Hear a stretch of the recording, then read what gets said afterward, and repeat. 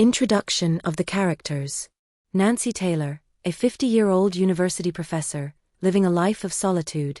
Nancy is intelligent, independent, and deeply dedicated to her work. However, after many years of living alone, she has become accustomed to loneliness, with little hope for romantic connection. She never expected that her life would change in the way it eventually would. Nancy's surroundings. Nancy lives in a small, neat apartment, with few personal touches. Her desk, cluttered with books and papers, serves as the heart of her life. Most evenings, she sits alone, reading or watching old movies, always feeling the absence of love and attention, yet resigned to it. The beginning. Nancy started her morning as usual at the university. She arrived early, brewed a cup of coffee, and sat in her office, gazing out the window at the university campus. It was a quiet day, and there was peace in her solitude. Nancy had no close friends, and her social life revolved around her work. Despite her loneliness, she was content with her life and the routine she had built. But this morning was different. As she walked into the lecture hall, she noticed a young man sitting in the front row, eagerly flipping through the pages of a book. It was Adam, a third-year student, 28 years old, who had recently enrolled in her literature history class. He was known for his passion for the subject, often asking insightful questions that made him stand out from the rest of the students. Nancy had never paid much attention to him before, but something about him caught her eye today. Adam's smile was genuine, his eyes full of enthusiasm and life. He seemed so different from the students she was used to teaching, who were often distracted or disengaged. His enthusiasm was refreshing, and Nancy felt a spark of curiosity. She tried to shake off the strange feeling, dismissing it as an innocent attraction to someone younger, nothing more. Initial conflict. As the class proceeded, Nancy found herself distracted by Adam's attention and the way he engaged with her. There was an energy in his presence that made her feel alive in a way she hadn't in years. However, Nancy also felt confused and somewhat disturbed by her growing feelings for him. She had lived a quiet, solitary life for so long, and the idea of falling for someone so much younger was unsettling. Could it be mere admiration for his intellect, or was something deeper stirring within her? Despite herself, Nancy found it hard to ignore the attraction that was building between them. Every time Adam smiled, or when their eyes briefly met, she felt a flutter in her chest. But she quickly dismissed these thoughts. This wasn't supposed to happen. She was too old for him, too set in her ways, and far too cautious to risk her comfortable solitary existence for something uncertain and new. Nancy left the lecture hall that day feeling more conflicted than ever. The old habits of isolation and self-control she had relied on for years were suddenly being tested, and she didn't know how to respond. The possibility of a relationship, even a friendship, with someone like Adam felt both thrilling and terrifying. Would she allow herself to feel anything for him, or would she continue to live in her quiet world of solitude? Nancy could not shake the feeling that something had shifted after her encounter with Adam. For the first time in years, she found herself looking forward to her classes, eager to see him and hear his insights. At first, she chalked it up to professional interest. After all, Adam's questions were sharp, thoughtful, and engaged in a way that few of her students were. But deep down, Nancy knew it was more than that. There was something magnetic about him, something that stirred a part of her she hadn't realized was dormant. Over the next few weeks, their interactions grew more frequent. Nancy began to notice Adam's casual presence in the library after lectures, his smile a little brighter each time they passed in the hallway.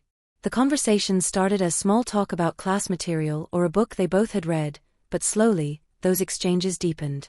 They discussed everything from politics to philosophy, to the latest cultural trends.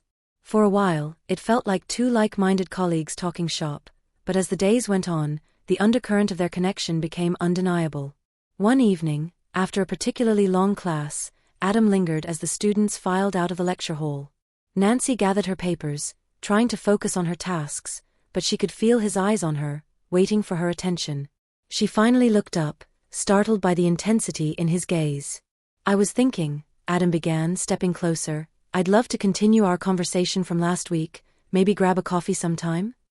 Nancy felt a momentary surge of panic. A coffee? With him?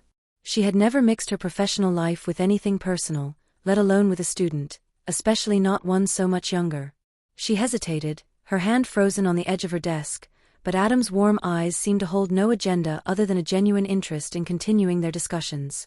"Sure," she said, almost against her will, "I suppose we could." Later that evening, Nancy found herself walking through the small, cozy cafe near the university campus. It was a place she had frequented before, a quiet corner where she could read and think. Now she was walking into it with a sense of trepidation, wondering what this conversation would bring. Adam was already there, sitting at a table near the window, a book in hand. He looked up when Nancy entered, and a wide grin spread across his face. There was something about the way he looked at her, a warmth that seemed to fill the space between them, that made Nancy's heart beat just a little faster. She pushed the feeling aside, reminding herself that she had been in situations like this before, intellectual conversations that meant nothing more than mutual respect. They talked for hours, discussing everything under the sun: art, life, books, politics.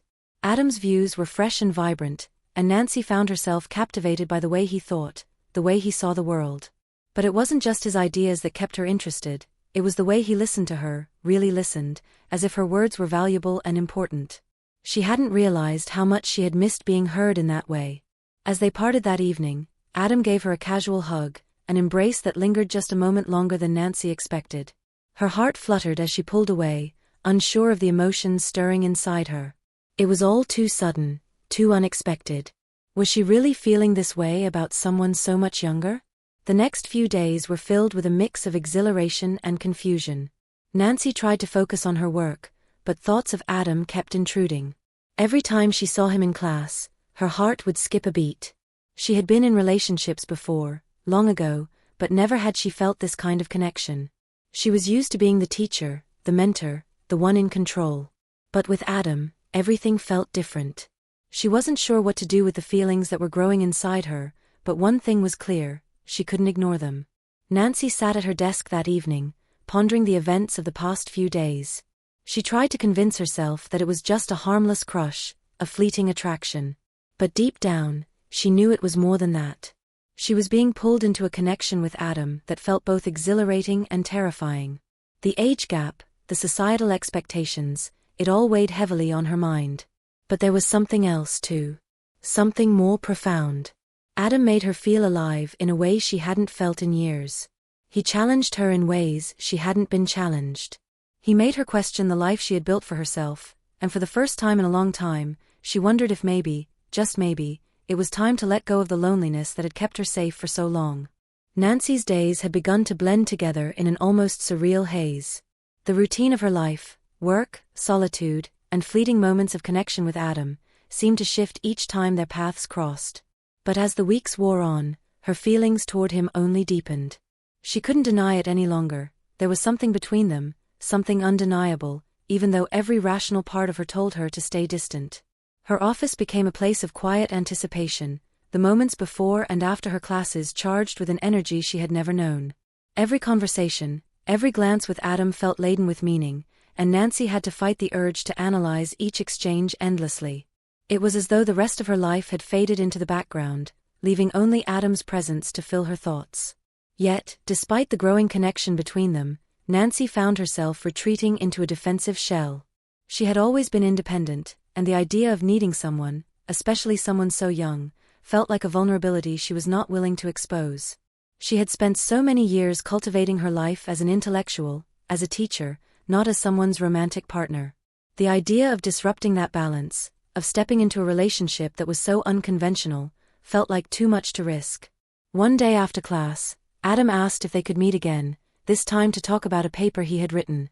Nancy, despite her reservations, agreed, and they found themselves at the same cafe once again. It was becoming their ritual now, meeting after class, discussing ideas over coffee. But today felt different. Today, Nancy knew they couldn't avoid what had been hanging in the air between them for weeks. As they sat at their usual corner table, Adam's gaze lingered on Nancy, his eyes warm and expectant. There was an unspoken understanding between them now, something that both thrilled and terrified her. "Are you sure you want to keep talking about your paper?" Nancy asked, trying to hide the tremor in her voice. She wasn't sure if she could continue pretending that this was just about academia. Adam smiled, a soft, almost knowing smile. "Actually, I was hoping we could talk about something else." Nancy felt her heart skip a beat. She looked at him closely, seeing the way his lips curved upward, as though he were about to share something personal. The casual, intellectual conversations they'd had before felt miles away now, replaced by an intimacy that made Nancy's palms sweat. "What is it, Adam?" she asked, her voice barely above a whisper. He leaned in slightly, his eyes not leaving hers. "I've been thinking about us," he said softly. "About how we always seem to have this connection. It's not just about the books, Nancy. It's more than that." Nancy's breath caught in her throat. She had known this moment would come, but she hadn't expected it to hit her so forcefully. For a moment, she found herself speechless, unable to respond. How could she explain the swirl of emotions inside her, how she had fought so hard to keep her distance, and yet here she was, drawn in by something that felt so real? "I can't deny it either," she said quietly, after what felt like an eternity of silence. "But there's so much more at stake here. We're so different, Adam. You're young. I'm your professor. People will judge us. I don't know if I can handle that." Adam's expression softened, and he reached across the table, his hand brushing hers. The touch was gentle yet firm, a silent promise, as though telling her that it was okay, that they could face whatever came next together. "I don't care what other people think, Nancy," he said, his voice steady. "I care about you. And I don't want to walk away from this, whatever this is." Nancy looked at him, her heart racing. She had spent so many years hiding behind her work, behind her independence. She had built walls around herself to avoid the vulnerability of love. But in this moment, as she looked at Adam, she realized those walls had already begun to crumble. "I'm scared," she admitted, her voice small. "I'm scared of what it would mean, of what I'm giving up. I've lived my life a certain way for so long." Adam squeezed her hand, his eyes filled with understanding. "You don't have to give anything up, Nancy. You can still be you. But you deserve to be happy too." Nancy sat back in her chair, her mind spinning. She had lived a life full of routine and control, keeping emotions at arm's length. But Adam made her want to embrace the unknown. He made her question everything she thought she knew about love, about herself. For the first time in years, she realized that she didn't have to keep holding herself back. That evening, as Nancy walked back to her apartment, she felt a strange mixture of emotions. There was the exhilaration of something new, something thrilling and dangerous, but there was also a deep sense of conflict. Was she ready to break the silence that had defined her life for so long? Was she ready to let someone in again? For the first time in a long time, Nancy didn't have an answer. But she did know one thing: her life was about to change, whether she was ready for it or not. Nancy's life was a whirlwind of conflicting emotions after that night in the cafe. For days, she found herself vacillating between hope and hesitation, between the longing for something new and the comfort of the life she knew. The thought of a relationship with Adam, one so unconventional, so different from anything she had ever imagined, kept her awake at night. Could she really go down this road? Could she afford to let herself be vulnerable again after all these years? Her thoughts were constantly interrupted by Adam's presence. His smile, his gentle words, the way he made her feel as though she mattered in ways no one had made her feel in a long time. But still, the doubts crept in. She was older than him, she was his professor, and even though she was no stranger to intellectual connections, this one felt different. Deeply personal. Intimate. The day they had shared that honest conversation at the cafe seemed like a turning point for both of them. But while Adam seemed confident in his feelings, Nancy was unsure of what she wanted. She had never allowed herself to be swept up in something like this before. At 50, she had made a career out of maintaining control, avoiding entanglements that could complicate her life. But Adam made her question all of that. He made her wonder if perhaps it was time to let go. It was a Saturday afternoon when Adam called her again, his voice warm but tinged with an underlying note of uncertainty. "Nancy, I've been thinking about our conversation. I know things are complicated, and I don't want to rush you into anything," he said. "But I don't want to leave things hanging, either. I care about you, and I think we owe it to ourselves to figure out what this is. So what do you say?" The silence that hung between them was heavy. Nancy stood by the window, looking out at the city below. The world seemed so large, and yet in that moment, it felt so small. Adam's words seemed to echo in her mind, pulling her toward something that both scared and excited her. "I'm scared, Adam," she confessed softly. "Scared of what people might say, scared of what this might mean. I've spent so long building a life of independence that I don't know if I can let someone else in, especially you." There was a pause on the other end of the line, and then Adam spoke, his voice steady and understanding. "I know it's not easy. I'm not asking you to throw everything away. I just think we should give ourselves a chance, without worrying about what others think." Nancy's heart beat faster. She had never been one to follow conventional rules or norms, yet when it came to love, she had always been careful, cautious, almost paralyzed by the fear of judgment. This, however, felt different. She didn't want to live the rest of her life wondering, what if? That evening, Nancy found herself standing outside her apartment building, waiting for Adam to arrive. Her heart raced, and for a moment, she considered turning back, retreating to the safety of her solitude. But she forced herself to take a deep breath and step forward. She knew she had to confront her fears. She knew that this was the moment to decide whether she would continue living a life of quiet control or take a leap of faith into something unpredictable and beautiful.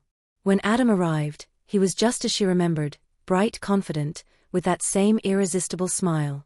His eyes were filled with warmth as he walked toward her, and for the first time in a long time, Nancy felt something inside her stir. It was the feeling of possibility. They didn't speak much during the walk to the park nearby. There was no need for words. The silence between them was comfortable, even intimate. As they found a quiet bench by the lake, Adam turned to her, his hand resting on hers. She didn't pull away. Instead, she let herself feel the warmth of his touch, the reassurance that came with it. "I'm here," he said quietly, "if you want this. If you want us." Nancy looked at him, her mind swirling with 1,000 different thoughts. She could feel the weight of the decision pressing down on her, but at the same time, there was a sense of clarity. It was time to stop hiding, time to stop letting fear dictate her life. "I want this," she said, her voice trembling slightly. "I want us. But we have to take it slow. I need time to process everything."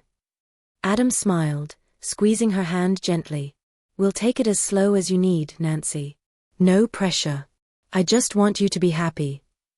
Nancy's heart felt lighter than it had in years. It was as though a burden had been lifted, and for the first time in a long time, she felt a sense of hope for the future. Over the next few weeks, Nancy and Adam took their time, letting their relationship unfold slowly. They continued to meet at the cafe, taking long walks around the city, discussing books, ideas, and life.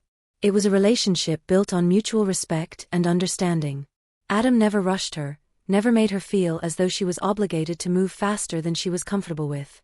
And slowly, as she spent more time with him, Nancy realized that this relationship didn't have to fit into society's expectations. It didn't matter what others thought. What mattered was what they shared, the connection between them that was undeniable and real. But even as she grew more comfortable with the idea of being with Adam, Nancy couldn't help but feel the weight of the world's judgment on her.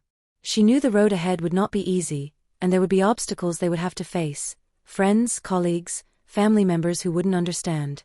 But in Adam's eyes, she saw something different. She saw acceptance, love, and a willingness to stand beside her, no matter what. And for the first time in a long time, Nancy felt like she was exactly where she needed to be. Nancy had always prided herself on her ability to control her life, on her intellectual independence, and her ability to steer clear of the chaos that emotions could bring.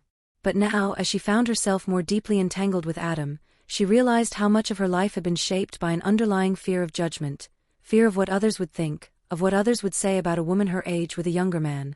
The relationship had become more than just a connection between them. It was a test of her own limits, her own willingness to step outside the boundaries of what was considered acceptable. It wasn't just the internal struggle that gnawed at her, it was the outside world. The whispers had already begun. It was a Tuesday when Nancy received the first comment that pierced through her carefully constructed world. She had been walking through the university campus, lost in thought, when one of her colleagues, Claire, casually mentioned something over coffee. "So Nancy," Claire began with a smile, her voice light but carrying a hint of something less friendly, "I heard you've been spending quite a bit of time with one of your students." Adam, was it? Nancy's heart sank. She hadn't expected anyone to notice, let alone comment on it so openly. But there it was, a crack in the armor she had so carefully built. "Yes, we've discussed some of the literature we're covering," Nancy replied, trying to sound nonchalant, though she could feel her cheeks flush. "He's quite passionate about it." Claire raised an eyebrow, the smile never quite reaching her eyes. "Of course," she said, "just be careful, okay? You know how people talk." Nancy's stomach tightened. She didn't respond, just nodded, and quickly left the conversation. The words echoed in her mind long after the exchange ended. Be careful. You know how people talk. She had heard those words before in different forms, and they always carried the same weight, a warning against crossing boundaries, against doing anything that didn't fit into the prescribed mold. Later that week, Nancy sat in her office, grading papers and trying to focus on the work at hand. But her mind kept drifting back to Claire's comment. The judgment had begun, and she could feel the weight of it already pressing down on her. What if more people noticed? What if the rumors spread, and she found herself the subject of gossip, of whispered conversations behind her back? Her thoughts were interrupted when Adam knocked gently on her office door. He stepped inside, holding a book in his hand, his usual easy smile greeting her. "Hey," Adam said, his voice warm and familiar, "I've been thinking about the paper I submitted. I know you're busy, but I wanted to see if we could go over it together." Nancy's heart skipped a beat. She had missed him, missed their quiet conversations, the way they could talk for hours, and it never felt forced or awkward. But now, as he stood before her, she felt a pang of anxiety. She couldn't deny that part of her, perhaps the larger part, was worried about what others would think of them. Adam was so young, so full of life, and she was his professor. The dynamics of their relationship made it impossible to ignore how society would judge them. "Of course, Adam," Nancy said, trying to push her feelings aside and focus on the work. "Sit down. Let's go over it." As they sat together, discussing his paper, Nancy found herself feeling a sense of normalcy, a brief respite from the whirlwind of emotions that had consumed her. But even as they talked about literary themes and narrative structure, her mind kept returning to the same question: how long can we keep this hidden? That evening, after Adam had left, Nancy sat at her desk, staring at the papers in front of her, unable to focus. The silence in her apartment felt louder than usual. Her mind was full of conflicting thoughts: the joy she felt when she was with Adam, the warmth of his presence, the way he made her feel alive. But there was also the fear of what others might say, fear of losing control, of being vulnerable. She picked up her phone, staring at it for a long time before typing a message to Claire. "I'm not sure what you were implying earlier, but I want to make it clear that Adam and I are just colleagues. I'll appreciate it if this matter is kept private." She stared at the message for a moment, then deleted it. She couldn't pretend anymore. She couldn't pretend that Adam was just a student, or that she wasn't deeply affected by him. She couldn't hide what was happening between them, even if it meant confronting the judgment she had tried so hard to avoid.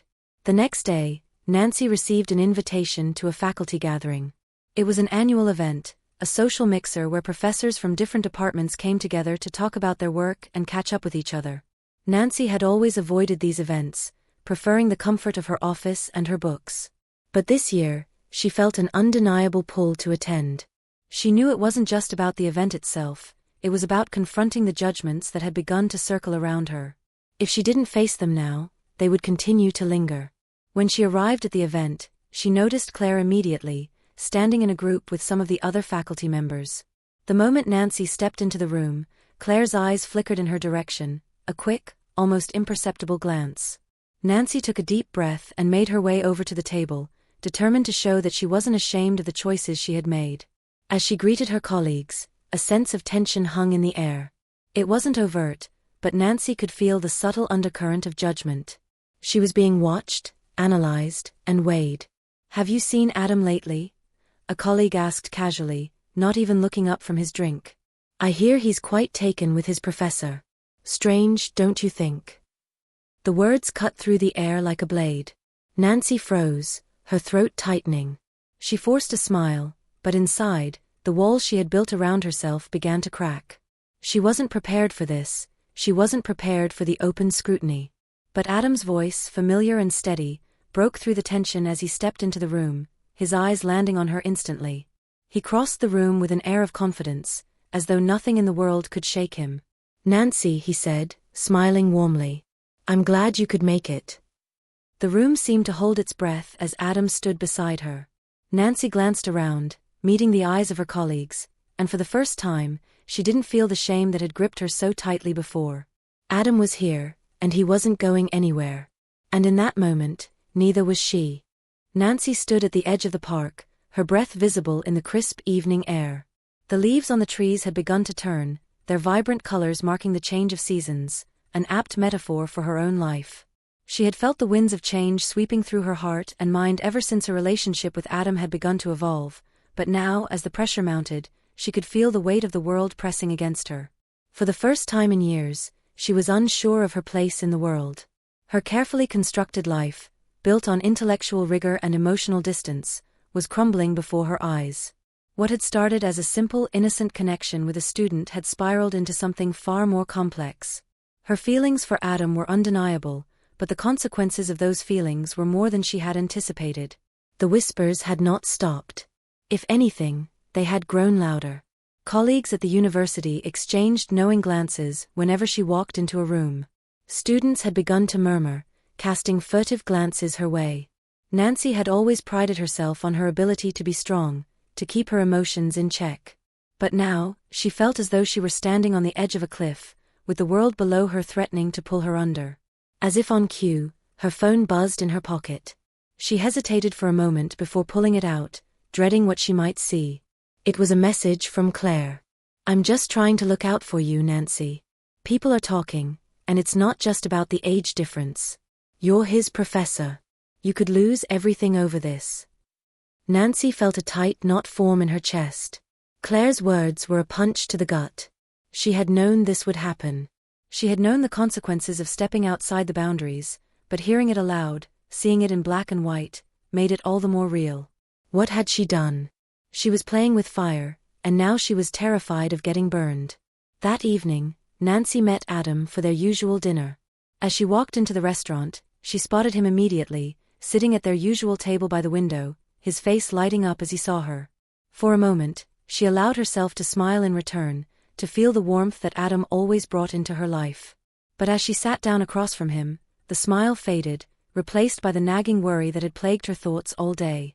"Is everything okay?" Adam asked, his brow furrowing with concern as he reached for her hand. "You seem distant." Nancy looked down at their joined hands, the touch comforting yet filled with an unease that she couldn't shake. "I've been thinking a lot," she said, her voice soft but heavy with the weight of her thoughts. "About us. About the consequences. About everything." Adam's expression softened, and he leaned forward, his eyes searching hers. "You don't have to worry about what anyone else thinks, Nancy. I'm not going anywhere. We don't have to let anyone's opinions define us." "I know you're saying that, but it's not just about us," Nancy replied, her voice barely above a whisper. "It's about everything. My career, my reputation. People are talking. Claire's right. This could cost me everything." Adam's gaze hardened slightly, a flicker of frustration crossing his face. "You can't live your life for other people, Nancy. You deserve to be happy, and if this is what makes you happy, then why are you letting anyone take that from you?" Nancy swallowed hard.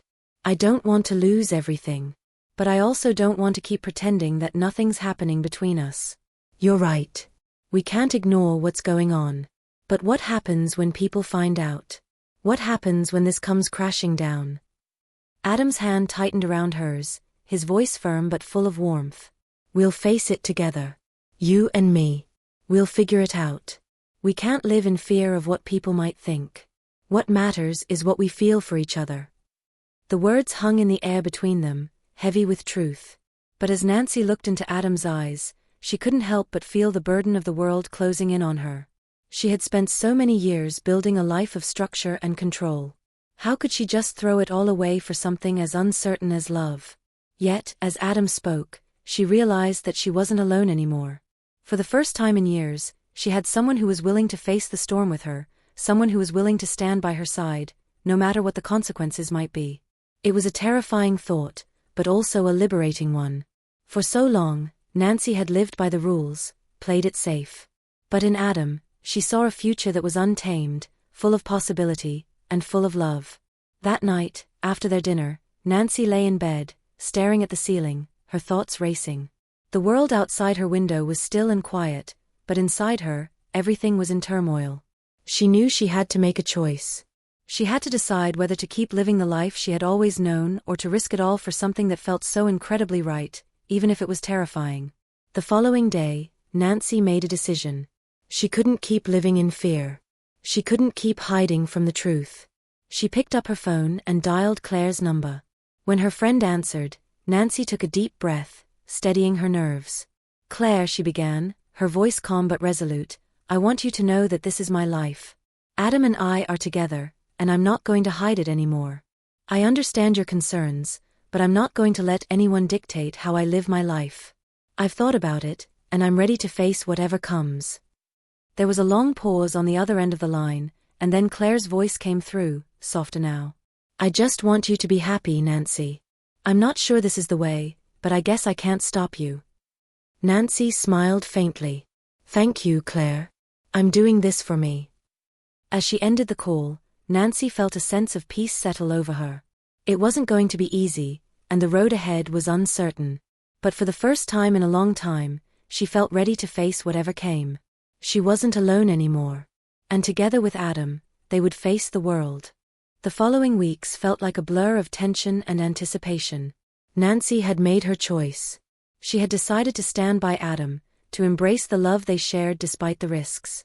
But the weight of her decision, of finally allowing herself to live for the first time in years, still lingered. The world hadn't stopped turning, and the pressure from those around her had not let up. But Nancy felt something shifting within her, something deeper than the fear or the doubt. She had crossed a threshold. She had finally chosen to face the storm that had been brewing in her life, and though the winds were strong, she felt an unexpected strength in herself. As days went by, Nancy and Adam continued to meet, whether in quiet cafes, long walks around the city, or in the comfort of her apartment. With every stolen moment, their bond grew, and so did the understanding that, no matter what the outside world thought, their connection was real. But it wasn't enough to just have their feelings for each other, they had to confront the fallout. And as the inevitable conversation with the university administration loomed closer, Nancy couldn't shake the knot of anxiety that had taken residence in her stomach. It was a Thursday when she received the call. She'd been expecting it, but that didn't make the reality of it any less daunting. Dean Harris, the head of her department, asked her to come into his office for a private discussion. Adam had already left for a weekend trip out of town, and Nancy found herself sitting at her desk, trying to calm the rising sense of dread in her chest. She'd prepared herself for the inevitable: talks about professional conduct, the university's policy on relationships between professors and students, but somehow, hearing the words spoken out loud made it all too real. When she arrived at the dean's office, she found herself face to face with the very person she had hoped to avoid, but who now stood as the gatekeeper to her future. "Please take a seat," Dean Harris said, his voice professional yet laced with an undertone of concern. "We need to discuss a matter that has come to our attention."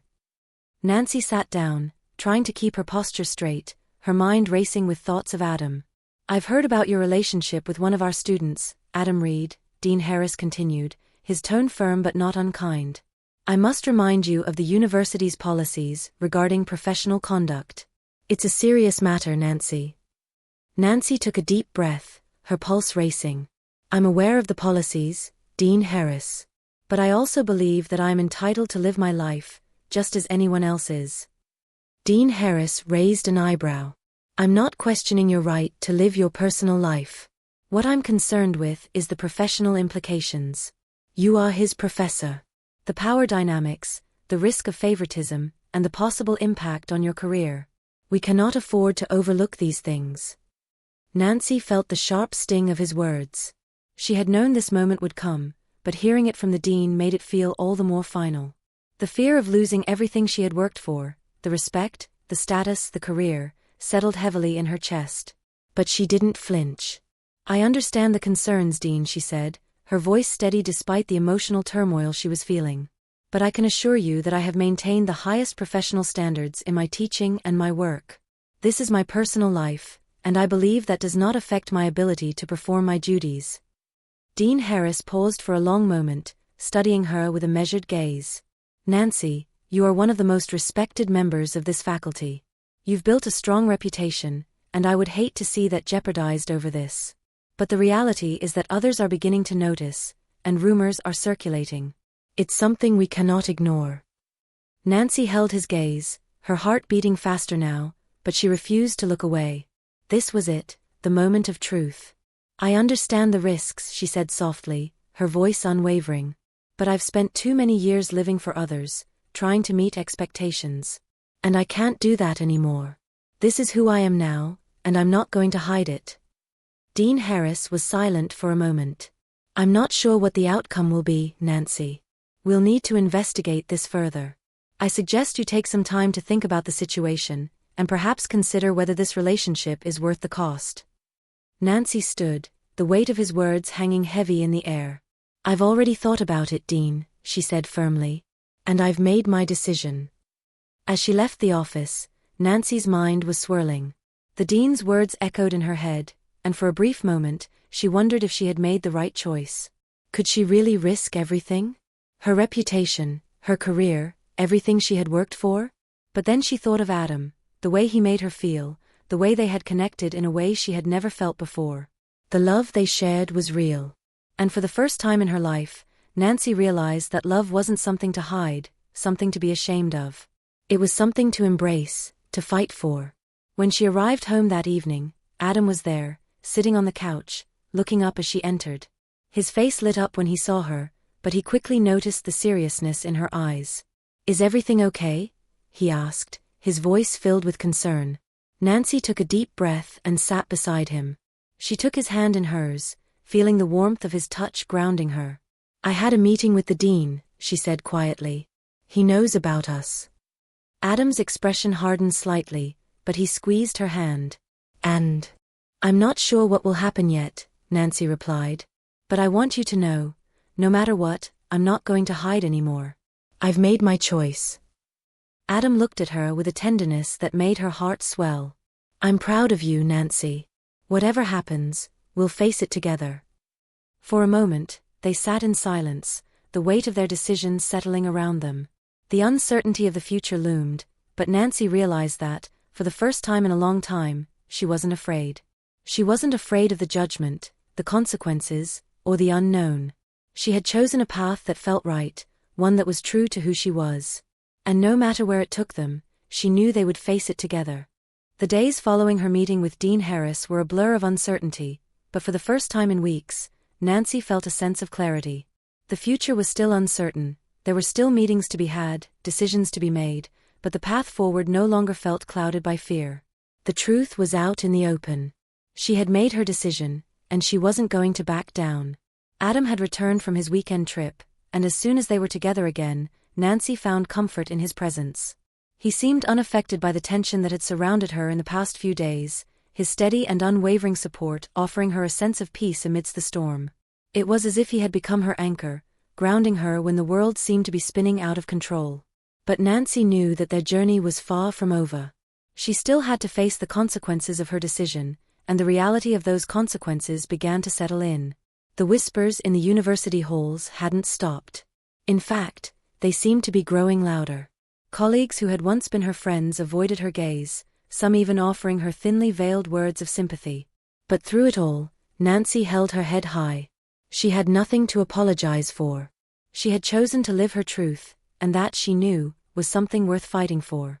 It was one afternoon, a week after her meeting with the dean, when Nancy received the official letter. The university had conducted its investigation into the matter, and while they acknowledged the concerns surrounding professional conduct and ethics, they also recognized Nancy's years of exemplary service as a professor. The letter didn't come with the finality she had feared. Instead, it offered her a path forward, albeit one with restrictions. She would be placed on a temporary leave, effective immediately, while the situation continued to be monitored. The terms were not easy, but they were not the career-ending punishment she had imagined either. The letter ended with a somewhat vague statement, offering Nancy the opportunity to discuss her future at the university once the leave was over.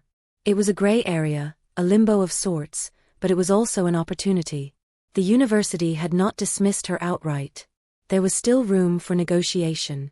As she read through the letter, Nancy realized something. This was no longer just about her career or her reputation. It was about her life, her happiness. She had taken a chance on herself, and for the first time, she didn't feel regret. She had loved, and she had lived. That was worth more than any job title or degree. That evening, she and Adam sat together in her apartment, the letter laid out on the coffee table between them. Adam was quiet, his hand resting lightly on hers as she read through it for the third time. "So what now?" Adam asked, his voice calm but curious. Nancy exhaled slowly, folding the letter in her hands. "It's a temporary leave. Not the worst outcome, I suppose. It's not the end of my career, but it's not ideal either." Adam squeezed her hand. "But it's not the end, right? You'll have a chance to go back." Nancy nodded. "Yes, I will. But I'm not sure if I want to go back as I was. I've spent so long trying to fit into a mold, trying to live a life that made sense to everyone else. I'm not sure I can keep doing that." Adam's eyes softened, and he leaned in, brushing a strand of hair from her face. "Then don't. You don't have to live for anyone but yourself, Nancy. You've got nothing to prove. You've already proven everything you need to." Nancy smiled, feeling a warmth spread through her chest. In his eyes, she saw nothing but support, no judgment, no hesitation. It was the first time in so long that she truly felt seen. "I want to take some time," she said quietly, her voice thoughtful. "I want to think about what I really want, about what we want." Adam nodded, a quiet understanding between them. He didn't need her to have all the answers right now. He didn't need her to make any decisions in haste. He just needed her to be true to herself, and he would stand beside her no matter what path she chose. The following weeks were filled with reflection and uncertainty, but also with a renewed sense of freedom. Nancy spent time with Adam, but also took time for herself, reconnecting with parts of her life that she had neglected for years. She read books she had never gotten around to, took long walks in the city, and spent hours journaling her thoughts. For the first time in a long time, she felt connected to herself again. She began to understand that she didn't need to cling to the life she had once built. She could build something new, something that was uniquely hers. The world didn't have to define her future. She could define it for herself. One evening, as autumn settled in and the air grew cooler, Nancy met with Claire. The conversation had been a long time coming, but it was necessary. Claire had been a close friend, and despite their differences on the matter of Adam, Nancy knew she needed to clear the air. They met at a small cafe downtown, and as soon as Claire sat down, she gave Nancy a long appraising look. "How are you, Nancy?" Claire asked, her voice soft. "I'm better," Nancy replied, offering a small smile. "It's been a difficult time, but I'm okay. I'm figuring things out." Claire studied her for a moment longer before speaking again. "I still don't agree with what you've done, but I can see that you're not doing this recklessly. I've known you for a long time, and I know you don't make decisions lightly." Nancy nodded. "I'm not asking for your approval, Claire. But I want you to know that I've thought this through. Adam and I are together because we want to be. And I don't regret it." Claire's gaze softened, and she sighed. "I suppose that's all anyone can ask for, isn't it? To be happy. I may not fully understand, but I respect that." Nancy smiled, feeling a sense of release. "Thank you, Claire. That means a lot." As the weeks turned into months, Nancy began to realize that the decision to embrace her love for Adam was the best thing she had ever done. The road ahead was still uncertain, but she had taken the first step toward building a life that was truly hers, one not defined by societal expectations or professional labels. She was learning that love, in all its forms, was worth the risk. And with Adam by her side, she felt ready to face whatever came next. One crisp evening, as they sat together on the porch of her apartment, watching the sunset paint the sky in shades of pink and orange, Adam turned to her. "You know, no matter what happens," he said, his voice low, "I'm glad we found each other. This, what we have, it's worth everything." Nancy smiled, her heart full. "Yes, it is."